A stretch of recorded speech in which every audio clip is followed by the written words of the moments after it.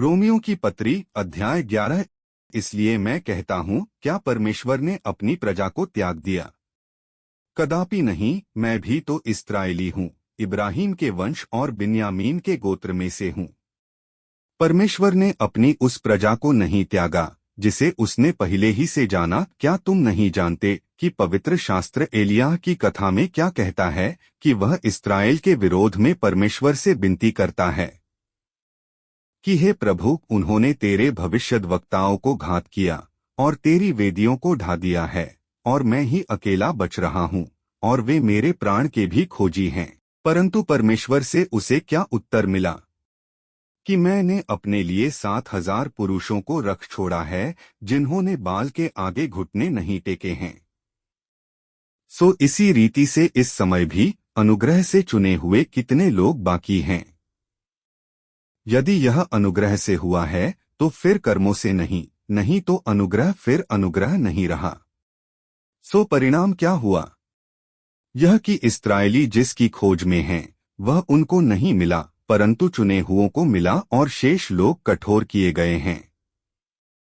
जैसा लिखा है कि परमेश्वर ने उन्हें आज के दिन तक भारी नींद में डाल रखा है, और ऐसी आंखें दी जो न देखें और ऐसे कान जो न सुने। और दाऊद कहता है, उनका भोजन उनके लिए जाल और फंदा और ठोकर और दंड का कारण हो जाए। उनकी आंखों पर अंधेरा छा जाए ताकि न देखें, और तू सदा उनकी पीठ को झुकाए रख। सो मैं कहता हूँ, क्या उन्होंने इसलिए ठोकर खाई कि गिर पड़े? कदापि नहीं, परंतु उनके गिरने के कारण अन्य जातियों को उद्धार मिला कि उन्हें जलन हो। सो यदि उनका गिरना जगत के लिए धन और उनकी घटी अन्य जातियों के लिए संपत्ति का कारण हुआ, तो उनकी भरपूरी से कितना न होगा। मैं तुम अन्य जातियों से यह बातें कहता हूँ, जबकि मैं अन्य जातियों के लिए प्रेरित हूँ, तो मैं अपनी सेवा की बड़ाई करता हूँ, ताकि किसी रीति से मैं अपने कुटुंबियों से जलन करवाकर उनमें से कई एक का उद्धार कराऊं। क्योंकि जबकि उनका त्याग दिया जाना जगत के मिलाप का कारण हुआ, तो क्या उनका ग्रहण किया जाना मरे हुओं में से जी उठने के बराबर न होगा? जब भेंट का पहला पेड़ा पवित्र ठहरा, तो पूरा गुंधा हुआ आटा भी पवित्र है, और जब जड़ पवित्र ठहरी तो डालियां भी ऐसी ही हैं। और यदि कई एक डाली तोड़ दी गई, और तू जंगली जलपाई होकर उनमें साटा गया, और जलपाई की जड़ की चिकनाई का भागी हुआ है, तो डालियों पर घमंड न करना। और यदि तू घमंड करे तो जान रख कि तू जड़ को नहीं, परंतु जड़ तुझे संभालती है। फिर तू कहेगा, डालियां इसलिए तोड़ी गई कि मैं साटा जाऊं। भला वे तो अविश्वास के कारण तोड़ी गई, परंतु तू विश्वास से बना रहता है, इसलिए अभिमानी न हो, परंतु भय कर। क्योंकि जब परमेश्वर ने स्वाभाविक डालियां न छोड़ी, तो तुझे भी न छोड़ेगा। इसलिए परमेश्वर की कृपा और कड़ाई को देख। जो गिर गए उन पर कड़ाई, परंतु तुझ पर कृपा, यदि तू उसमें बना रहे, नहीं तो तू भी काट डाला जाएगा। और वे भी यदि अविश्वास में न रहें तो साटे जाएंगे, क्योंकि परमेश्वर उन्हें फिर साट सकता है।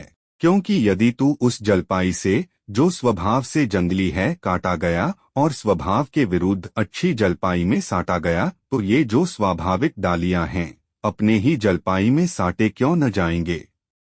हे भाइयों, कहीं ऐसा न हो कि तुम अपने आप को बुद्धिमान समझ लो। इसलिए मैं नहीं चाहता कि तुम इस भेद से अनजान रहो कि जब तक अन्य जातियां पूरी रीति से प्रवेश न कर लें, तब तक इस्राएल का एक भाग ऐसा ही कठोर रहेगा। और इस रीति से सारा इस्राएल उद्धार पाएगा, जैसा लिखा है कि छुड़ाने वाला सिय्योन से आएगा और अभक्ति को याकूब से दूर करेगा। और उनके साथ मेरी यही वाचा होगी, जबकि मैं उनके पापों को दूर कर दूंगा। वे सुसमाचार के भाव से तो तुम्हारे बैरी हैं, परंतु चुन लिए जाने के भाव से बाप दादों के प्यारे हैं। क्योंकि परमेश्वर अपने वरदानों से और बुलाहट से कभी पीछे नहीं हटता। क्योंकि जैसे तुमने पहले परमेश्वर की आज्ञा न मानी, परंतु अभी उनके आज्ञा न मानने से तुम पर दया हुई, वैसे ही उन्होंने भी अब आज्ञा न मानी कि तुम पर जो दया होती है, इससे उन पर भी दया हो। क्योंकि परमेश्वर ने सबको आज्ञा न मानने के कारण बंद कर रखा ताकि वह सब पर दया करे। आहा! परमेश्वर का धन और बुद्धि और ज्ञान क्या ही गंभीर है। उसके विचार कैसे अथाह और उसके मार्ग कैसे अगम हैं। प्रभु की बुद्धि को किसने जाना, या उसका मंत्री कौन हुआ, या किसने पहले उसे कुछ दिया है जिसका बदला उसे दिया जाए। क्योंकि उसकी ओर से और उसी के द्वारा और उसी के लिए सब कुछ है, उसकी महिमा युगानुयुग होती रहे। आमीन।